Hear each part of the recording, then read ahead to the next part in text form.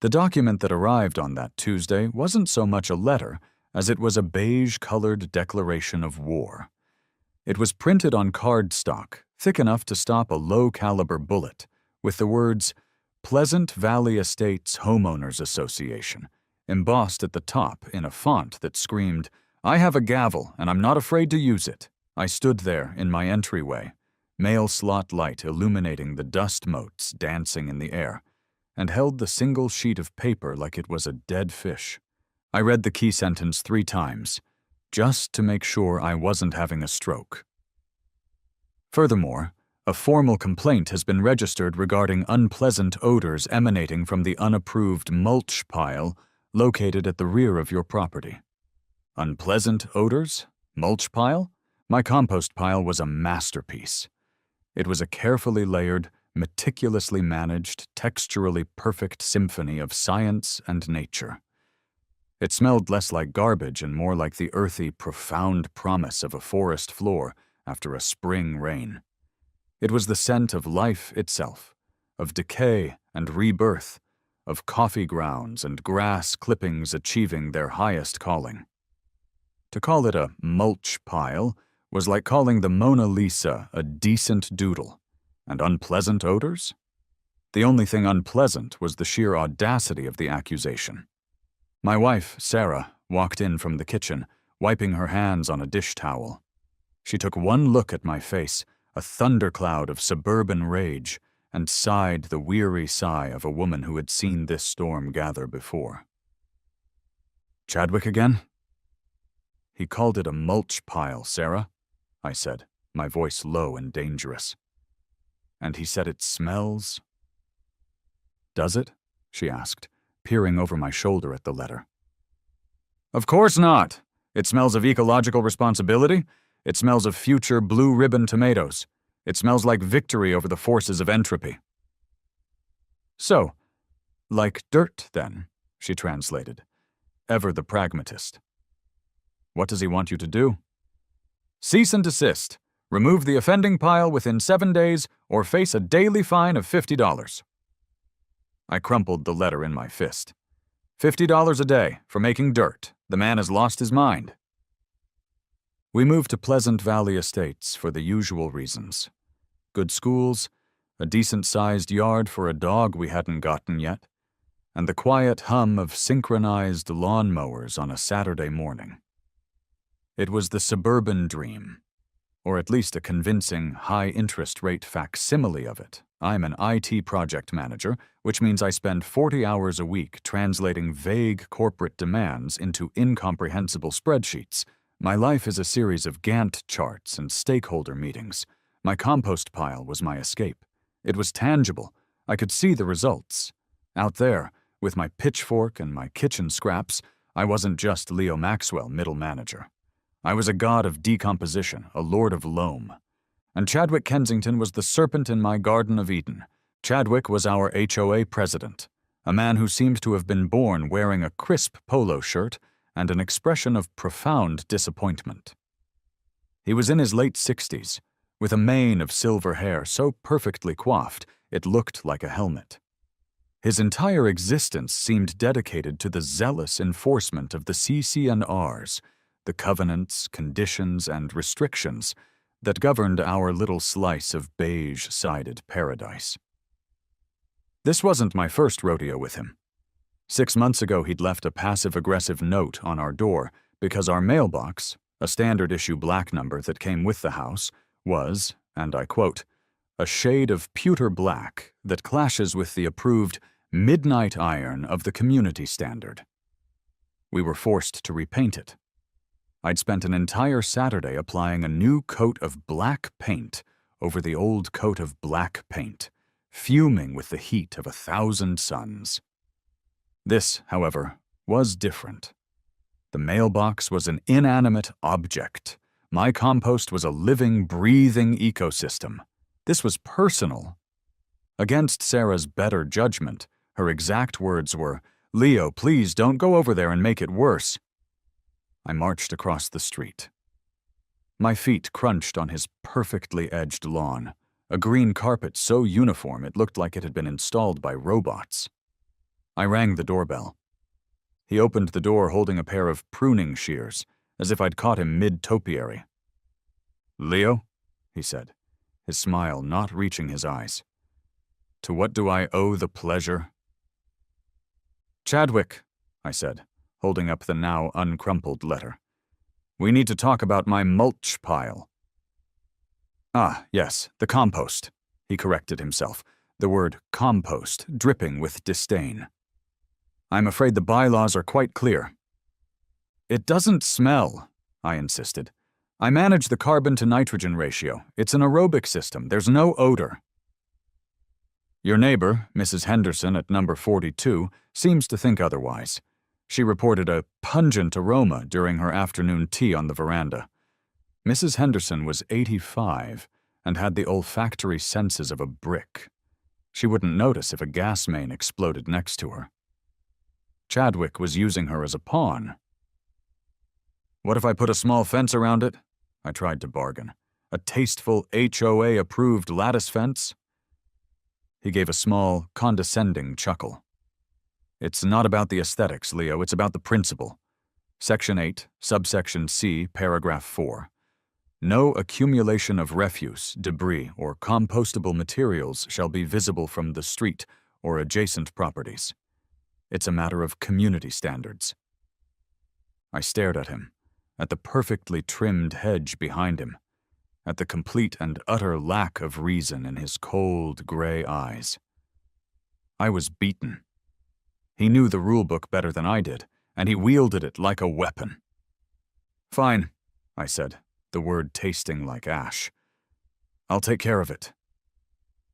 I walked back home, defeated.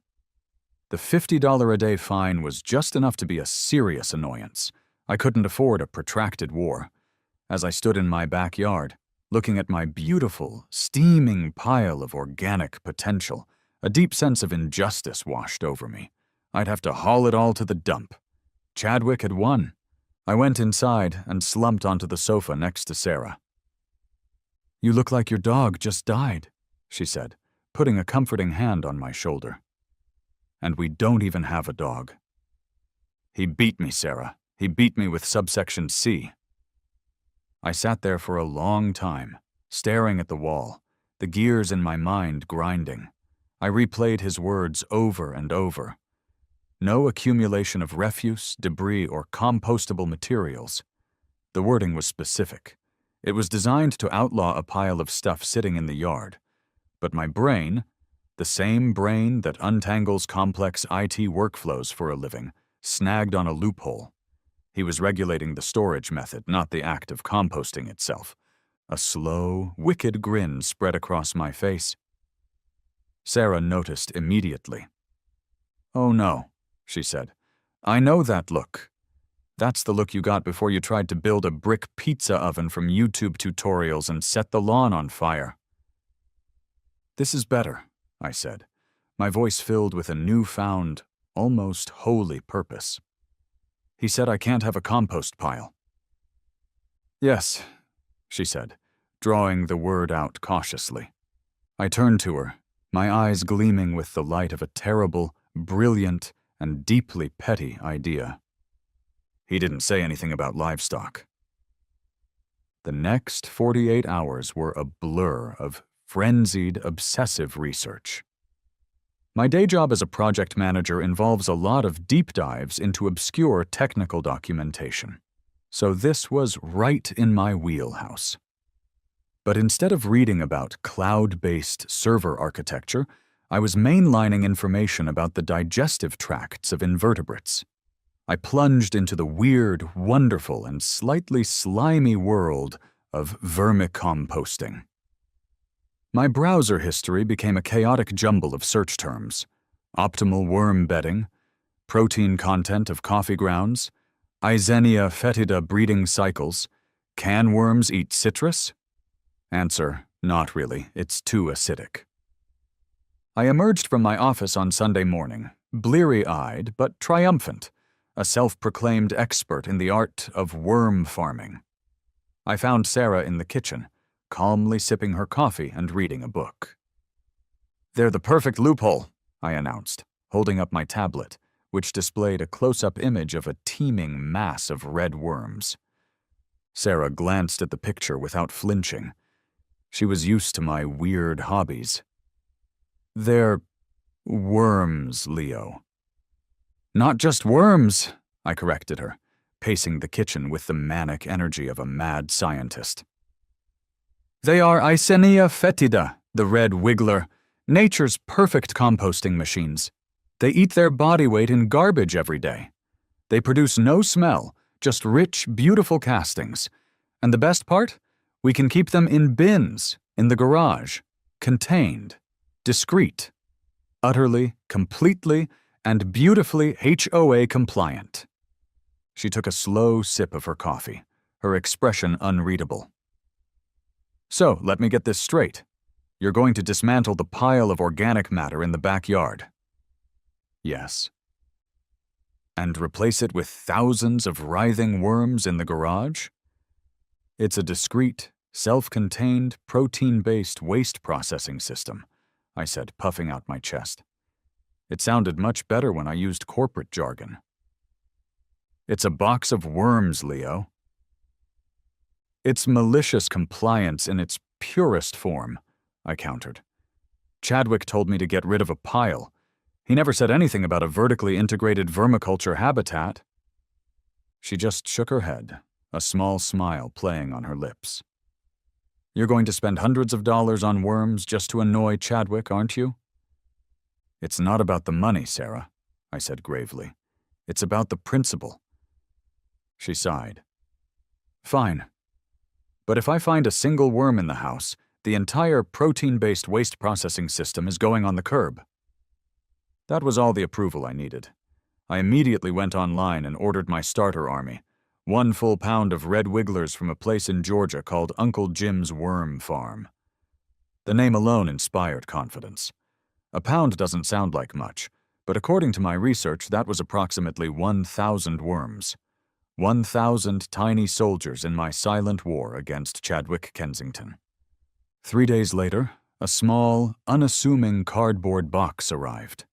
It had air holes punched in the side and a sticker that read, "Live harvesting worms, perishable." I took it to the garage with the reverence of a bomb disposal technician. When I opened the box, it was not what I expected. Instead of 1,000 distinct worms, I was greeted by a single, writhing, pulsating ball of life nestled in a bed of peat moss. It seemed to be breathing. "Well, that's thoroughly disgusting," I muttered to myself, before gently tipping the entire clump into its new home. I had spent the previous evening constructing the first worm condo. It was a simple affair, made from 3 opaque plastic storage totes stacked on top of each other. I had drilled a series of holes in the bottoms for drainage and migration, and a series of holes around the top for aeration. I filled the first bin with a fluffy bedding of shredded newspaper, coconut coir, and a handful of dirt from the now dismantled compost pile to make them feel at home. I gently placed the ball of worms on top, added some pulverized eggshells and coffee grounds, misted it with water, and put the lid on. "Welcome home, boys," I whispered. "Your mission, should you choose to accept it." For the next few weeks, I became a helicopter parent to 1,000 worms. I checked their moisture levels daily.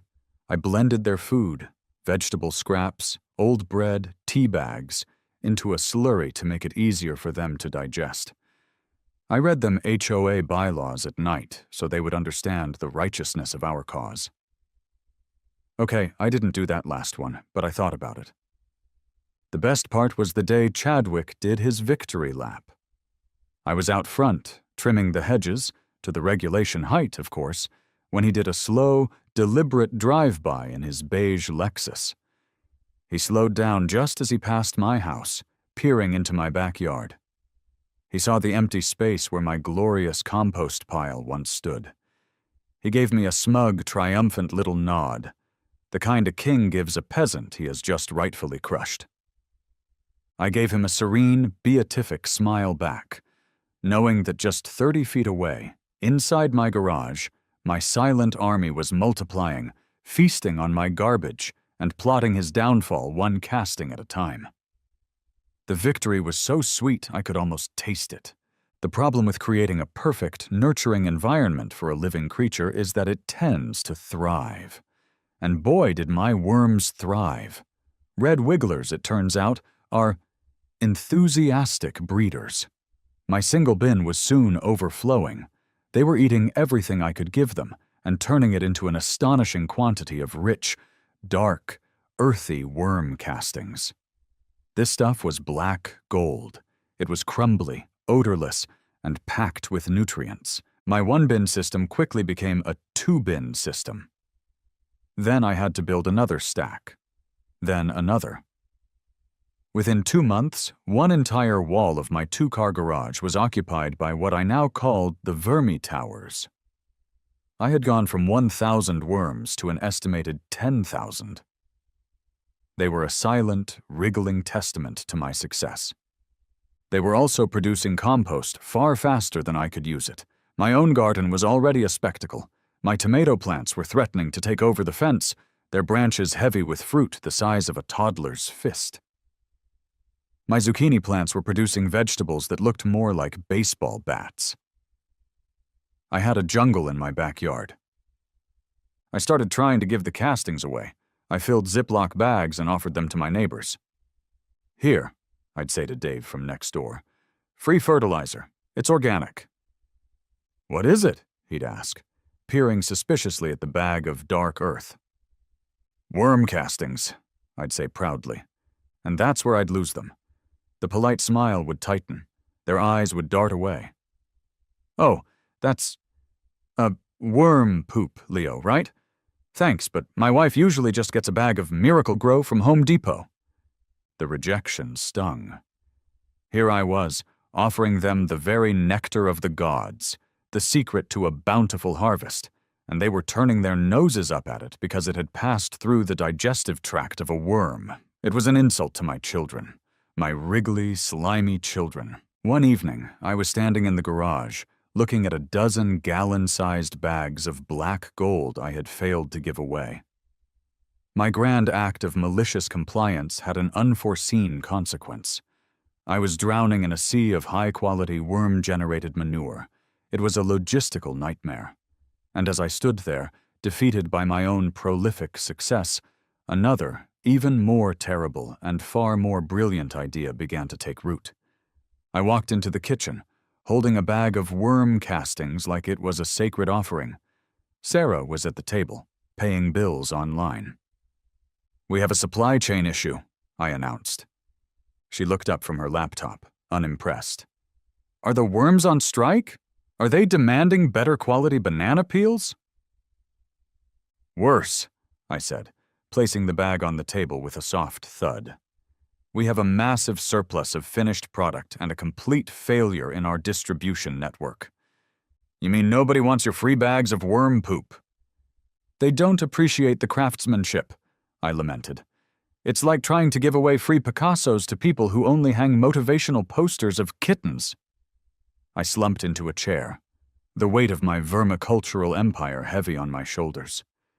I can't just throw it out. It feels wrong. It's the best soil amendment known to man. I stared at the bag. The castings were dark and rich, looking more like crumbled chocolate cake than anything else. An idea, a tiny, insane little spark, ignited in the back of my mind. It was the logical, if completely unhinged, next step in this whole saga. "If I can't give it away," I said slowly, the words tasting strange and wonderful, "I'll sell it." Sarah stopped typing. She slowly closed her laptop and turned her full attention to me. "I'm sorry, what?" "I'll sell it," I repeated, the idea blossoming into a full-blown strategy. "Think about it. It's the ultimate middle finger to Chadwick. I'll turn the very thing he tried to ban into a source of income. A legitimate, tax-paying commercial enterprise operating right under his perfectly sculpted nose. It's not just compliance anymore, Sarah. It's profitable compliance. You want to start a business, selling worm poop, From our garage. She laid the facts out in a flat, clinical line, trying to show me the absurdity of it. But all I heard was a brilliant business plan. We'll be entrepreneurs, titans of the soil industry, the Rockefellers of refuse. Leo, you're a project manager. And what is this if not the ultimate project? I countered, my enthusiasm now reaching fever pitch. We need a name, something punchy. How about the Vermi Vendetta or Chadwick's Folly Organics? Absolutely not, she said, finally cracking a smile. If you are seriously going to do this, you can't name it after a blood feud with the head of the HOA. People will think you're insane. But I am insane, I whispered theatrically. Insane with rage. Okay, settle down, Captain Ahab. How about something that sounds, like a real company? Something simple, like Suburban Soil or Pleasant Valley Organics. I considered it. She was right. If I was going to do this, I needed to look legitimate. The joke would be on the inside. On the outside, I would be a respectable small business owner. Suburban Soil Company, I said, testing the name. I like it. It sounds rustic yet professional. And so, Suburban Soil Company was born. That weekend, I channeled my obsessive energy into building a brand. I designed a simple logo, a cartoon worm wearing a little gardening hat, and built a basic website using a drag-and-drop builder. I took glamour shots of the castings in terracotta pots next to my mutant-sized tomatoes. Then, I took the plunge. I wrote up a little advertisement and posted it on the Westwood County Gardeners Facebook group, a wholesome corner of the internet where people shared pictures of their prize-winning hydrangeas. For sale, premium, all organic worm castings. Locally produced by Suburban Soil Company, perfect for supercharging your vegetable gardens and flower beds. Your plants will thank you. $10 for a 5 lb bag. Porch pickup available. I hit post and leaned back, my heart pounding. I expected nothing. Maybe a few likes, a comment from some old lady asking if it was the same as the stuff from the big box store. My phone buzzed 10 minutes later. It was a message from a woman named Brenda. Brenda G. Hello, I saw your post. Your castings look lovely and dark. Is this from Red Wigglers? I've been looking for a good local source. I'll take 2 bags. I almost fell out of my chair. A real customer. Someone who knew what Red Wigglers were. Someone who used the word lovely to describe worm manure. An hour later, a sensible Subaru pulled into my driveway. An older woman with a kind face and a massive sun hat got out. This was Brenda. I met her at the end of the driveway with her 2 bags. Oh, this is just wonderful, she said, picking up a bag and peering at it. You can just tell it's good stuff. No smell at all. The castings I got online last year arrived half dried out. Freshly harvested this morning, I said, trying to sound like a seasoned professional and not a guy running a spite farm in his garage. She paid me with a crisp $20 bill. Thank you so much, young man. It's so nice to have a local supplier. I'll be sure to tell my garden club about you. She drove away, leaving me standing in my driveway, holding the $20 bill like it was the key to the city. I had done it. I had sold my first bags of processed garbage. It was the most satisfying $20 I had ever earned. I walked back into the house and held the bill up for Sarah to see. We're in business, I said. She shook her head, but she was smiling. You are unbelievable. That first sale was the validation I needed. It was proof that my crazy idea wasn't just crazy. It was a crazy idea that people would actually pay for. But Brenda's parting words, I'll be sure to tell my garden club about you, were both a promise and a threat. If the garden club came calling, my little stack of plastic bins wasn't going to cut it. My surplus was about to become a shortage. I had to scale up. Brenda was a woman of her word. The Westwood County Garden Club, it turned out, was less a small group of hobbyists and more a powerful, soil-obsessed cabal that controlled the horticultural destiny of the entire region. My phone started buzzing with messages. My weekends were no longer my own. They were a blur of porch pickups and conversations about soil pH and nitrogen levels. I sold out of my entire surplus in a week. My worms, bless their tireless little hearts, couldn't keep up with the demand. I was standing in the garage, staring at my now inadequate vermi towers, when the truth hit me. This had outgrown the malicious compliance phase. It was a real business now, and it needed real infrastructure. My DIY plastic bins were the worm equivalent of a college dorm room. I needed to build a skyscraper, and for that, I needed a professional. I found Gus in an online ad for local handymen. His website looked like it was built in 1998, and his slogan was "Gus'll fix it, no fuss." He had a 5-star rating based on 3 reviews, one of which just said he showed up. That was good enough for me. Gus arrived in a beat-up Ford Ranger that looked like it ran on rust and sheer willpower. He was a man in his late 50s with a weathered face, a grease-stained baseball cap, and eyes that had seen things you wouldn't believe. He walked into my garage, chewing on a toothpick, and surveyed the scene. "All right," he said, his voice a low, gravelly rumble. "What's the emergency?" "No emergency," I said cheerfully. "An expansion project." I unrolled a piece of paper on the hood of my car.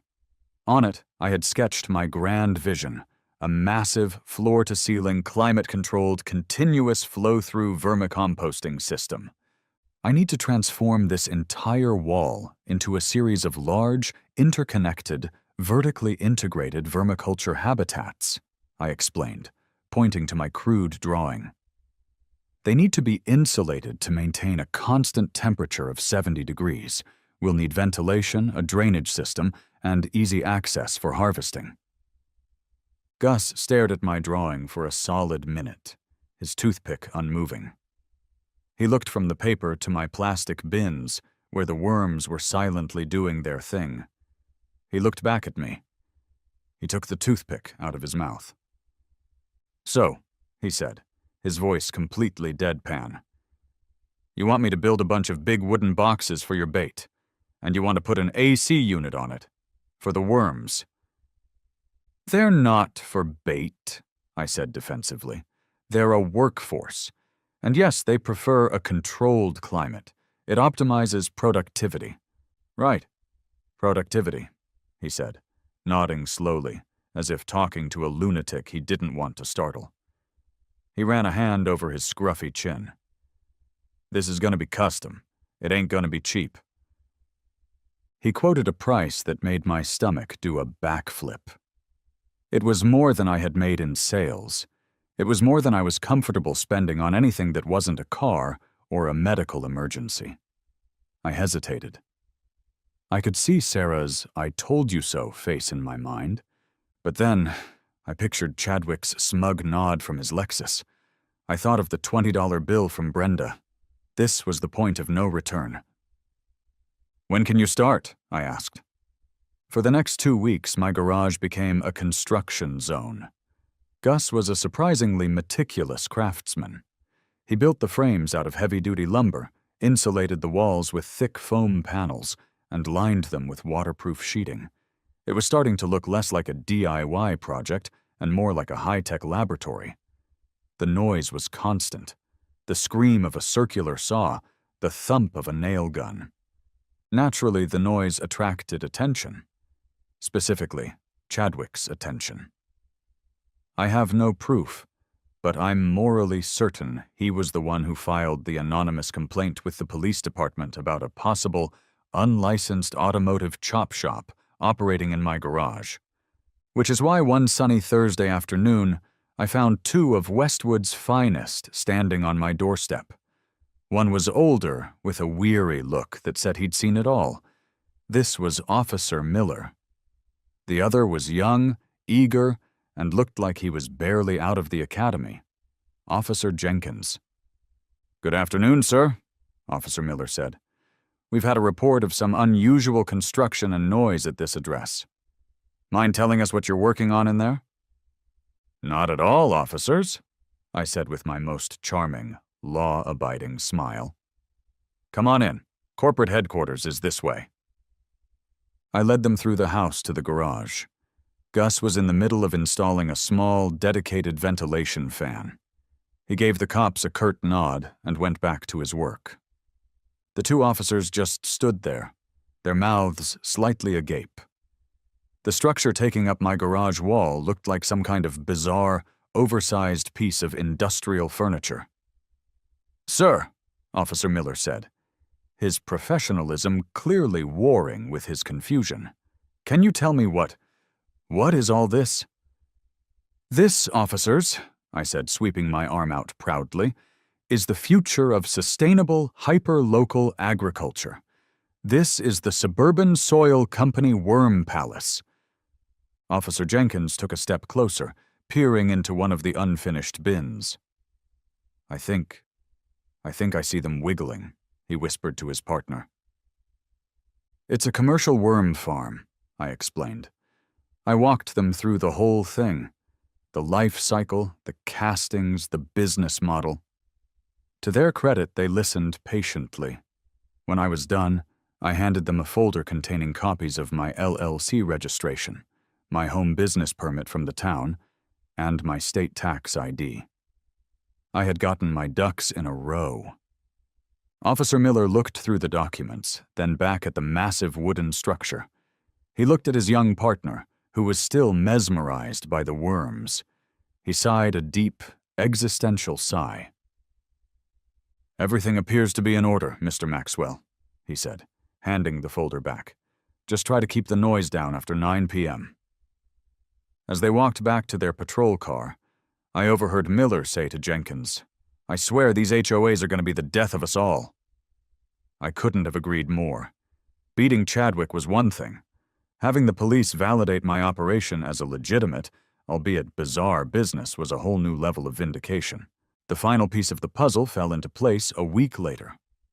A producer from the local TV news station called me. Apparently, one of their reporters was a member of the Westwood Gardeners Facebook group and had been following the story of the worm guy. They thought it would make a quirky human interest piece for the Friday evening broadcast. Of course, I said yes. The reporter, a cheerful woman named Michelle, showed up with a cameraman in tow. I gave them the grand tour. I showed them the finished worm palace, now fully operational and teeming with my highly productive employees. I explained the science with the passion of a convert. And when Michelle asked me what inspired me to start this business, I gave her the soundbite I had been practicing in the mirror for days. "Well, Michelle," I said, looking sincerely into the camera, "it all started with a friendly notice from our Homeowners Association. They have very high standards for our community, which really motivated me to find a more innovative, contained, and ultimately commercial solution to home composting. You could say they were the inspiration for the whole thing." The story aired that night, sandwiched between a segment on a runaway pig and the weekend weather forecast. I was portrayed as a quirky, eco-conscious entrepreneur. My website traffic exploded. By Monday morning, I had a backlog of over 100 orders and an inquiry from a major organic nursery in the next town over. Suburban Soil Company was officially a local sensation. And I knew, with every fiber of my being, that somewhere across the street, Chadwick Kensington was watching, and his perfectly maintained world was starting to crumble. The news segment was the tipping point. Before, I was a neighborhood nuisance. Now I was a minor local celebrity. People I'd never met would wave at me in the grocery store and say, "Hey, you're the worm guy." My business had become a feel-good story about local enterprise and green living. For everyone, that is, except Chadwick Kensington. For him, it was a public humiliation. I had taken his bureaucratic edict and spun it into gold. Black gold, to be precise. The occasional customer pickup had turned into a steady trickle. A small delivery van from a local shipping company now stopped by twice a week. I was everything he stood against. An unapproved, unsanctioned, and now highly visible disruption to the serene, beige order of Pleasant Valley Estates. He was silent for 2 weeks. It was an unnerving, ominous silence. I knew he wasn't surrendering. He was reloading. He was poring over the HOA bylaws, all 200 pages of them, searching for the one sentence, the one clause, the one comma that he could use to finally bring me down.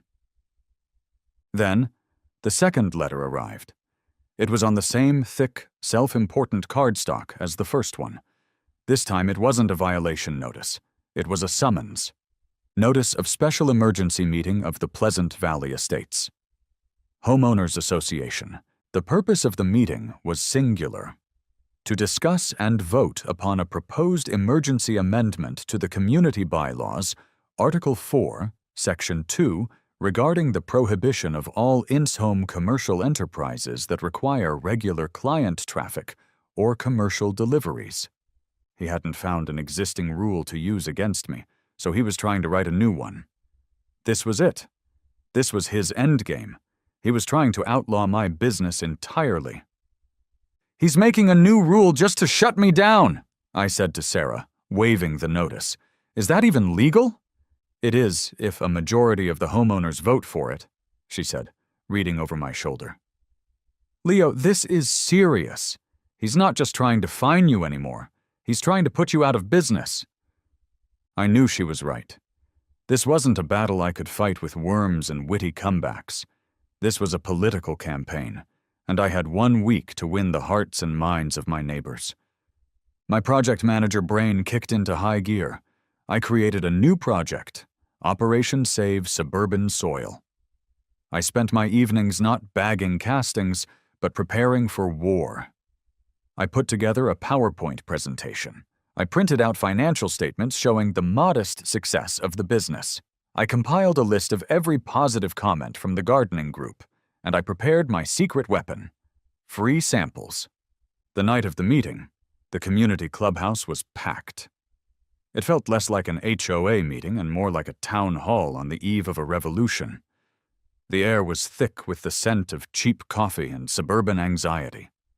I saw the neighborhood was clearly divided. On one side of the room sat Chadwick's loyalists, the rule followers, the curtain twitchers, the ones who complained if your trash can was left out for more than an hour after pickup. On the other side sat my supporters, the gardeners, the people who appreciated a little bit of local character, and a few who just plain didn't like Chadwick. Chadwick stood at the podium, gavel in hand, looking like a Roman senator about to condemn a gladiator. He began his speech, his voice dripping with faux concern. "My dear neighbors," he began, "I stand before you tonight, not in anger, but in sorrow. Sorrow for what our peaceful, residential community is becoming." He went on a long, winding tirade about preserving the character of our neighborhood. He used loaded words like industrial traffic, commercial blight, and unknown elements coming and going at all hours. He made it sound like I was running a meth lab, not a worm farm. "This is not about one person," he said, looking directly at me. "It is about the precedent we set. Do we want to be a quiet enclave for families, or a strip mall with bedrooms?" He finished to a smattering of applause from his side of the room. He then banged his gavel. "We will now hear from Mr. Maxwell, after which we will proceed directly to the vote." I walked up to the podium, my heart hammering in my chest. I set up my laptop and the projector. My first slide popped up on the screen behind me. It was the logo for Suburban Soil Company. "Good evening, everyone," I started, my voice steadier than I expected. "My name is Leo Maxwell, and I am the worm guy." A few chuckles rippled through my side of the room. "Chadwick is right about one thing. This is about the character of our neighborhood, but I see that character differently." I clicked to the next slide, which showed a picture of my ridiculously oversized tomatoes. "This is about the character of a neighborhood where gardens thrive. It's about a community that supports local small businesses. It's about taking something that would end up in a landfill and turning it into something beautiful." I went through my presentation. I showed them that the industrial traffic he mentioned amounted to one small van twice a week during business hours. I showed them testimonials from happy customers. I explained that my business was quiet, clean, and fully licensed. "Chadwick wants to talk about rules," I said, turning to face the crowd directly. "So let's talk about the American dream. The dream that says if you have a good idea and you work hard, you can build something for yourself. My business started in my garage because of an HOA rule. I complied. I innovated. And now another rule is being created specifically to punish that innovation. Is that the kind of community we want to be? One that stomps out success instead of celebrating it?" I finished, and there was strong applause from my supporters. But I knew speeches weren't enough. "And now," I said with a flourish, "I'd like to yield the floor to one of my earliest and most valued customers, Mrs. Brenda Gentry." Brenda, my first customer, stood up from the front row. She was a beloved figure in the community, known for her award-winning roses. "I just want to say," she began, her voice clear and strong, "that my roses have never been healthier since I started using Leo's suburban soil. My garden is the best it's ever been. Leo is providing a wonderful service to this community, and I, for one, think we should be proud of him." Another neighbor stood up. "My kids love it.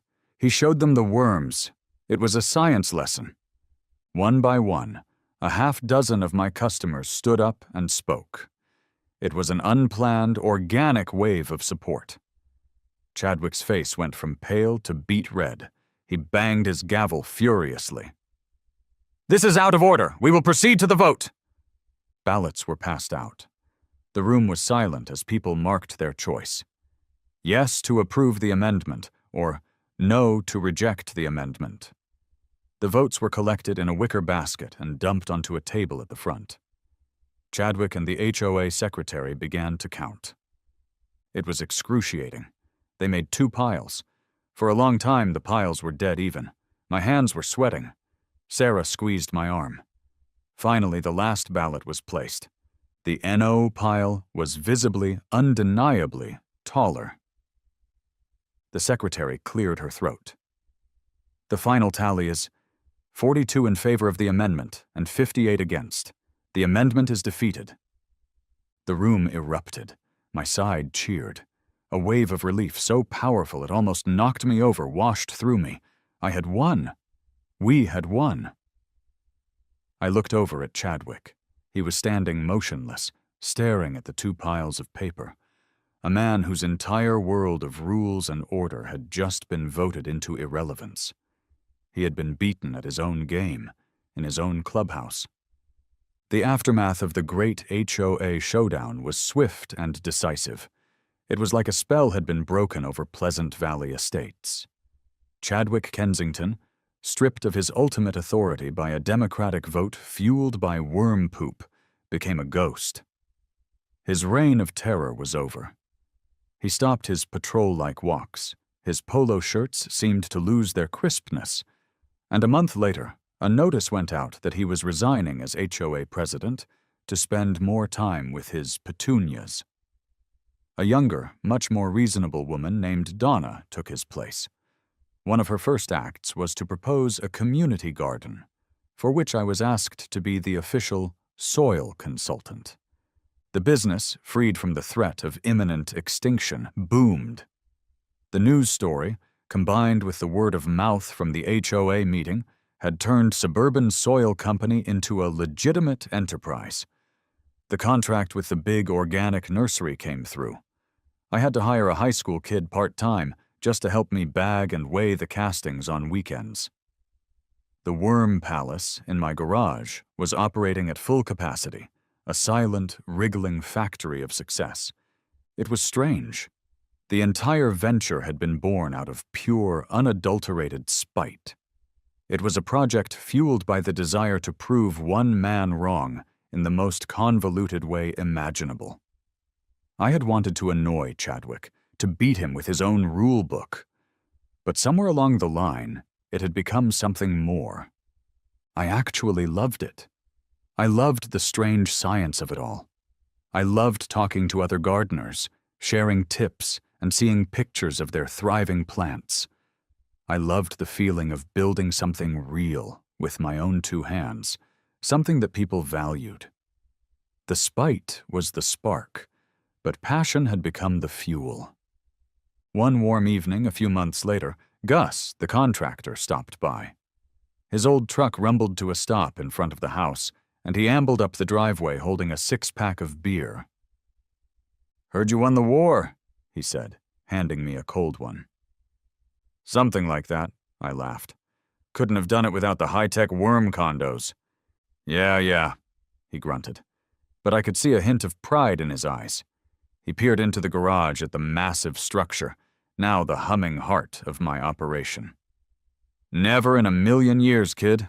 I've built decks, I've remodeled kitchens, I've fixed more leaky pipes than I can count. First and only time I've ever built a climate-controlled bug box." He took a long sip of his beer.